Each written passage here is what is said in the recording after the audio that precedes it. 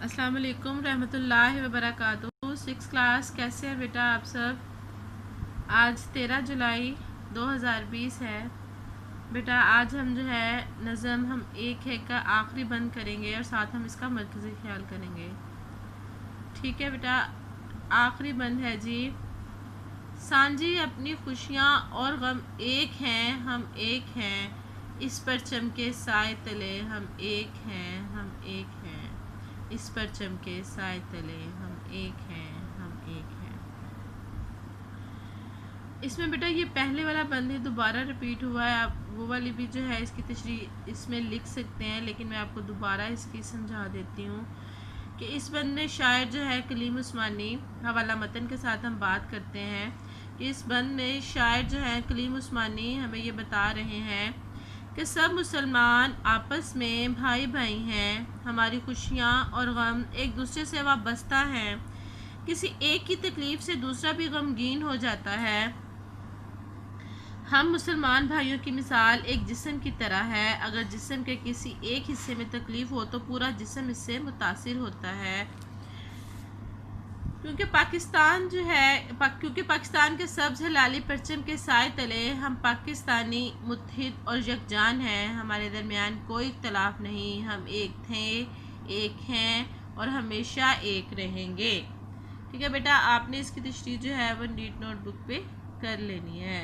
आपने मुझे सिर्फ 2-3 बच्चे हैं, आपने आज बिल्कुल तशरीहात नोटबुक आपने कंप्लीट करनी है, इंडेक्स कंप्लीट करना है और फिर आपने मुझे ये चेक करवाना है। साथ हम इसका मरकज़ी ख्याल करेंगे। बेटा मरकज़ी ख्याल जब भी हम करते हैं तो जब हमने पूरी नज़म पढ़ी है तो हमें इसमें जो है क्या बताया जा रहा है। मरकज़ी ख्याल कोई भी मुश्किल नहीं होता है, ज़रूरी नहीं कि हम इसको लिखा हुआ दें या कुछ करें। मरकज़ी ख्याल ऐसा है कि आप खुद से इसको कर सकते हैं। जब भी हम किसी नज़म जो होती है वो किसी एक ही थीम को लेके इस पर लिखा जाता है, मेन आइडिया जो होता है उसका पोएम का, वही जो उसका मरकज़ी ख्याल होता है कि कौन सा ख्याल था शायर के जहन में जिसने इस ख्याल को मद्देनज़र रखते हुए ये सारी की सारी नज़म जो है उसने लिखी है। तो इसमें जब एक मरकज़ी ख्याल आप सिर्फ हमेशा 2 या 3, इससे ज़्यादा कभी भी नहीं होता, तो आप इसको 1 से 1.5 लाइन में भी डिफ़ाइन कर सकते हैं कि इस नज़म में शायर कलीम उस्मानी हमें बता रहे हैं कि इस पाकिस्तान में सब लोग जो हैं वो एक हैं, उनकी खुशियाँ और गम जो हैं वो एक दूसरे से वाबस्ता हैं और हम इस मुल्क में मुत्तहिद और यकजान हैं।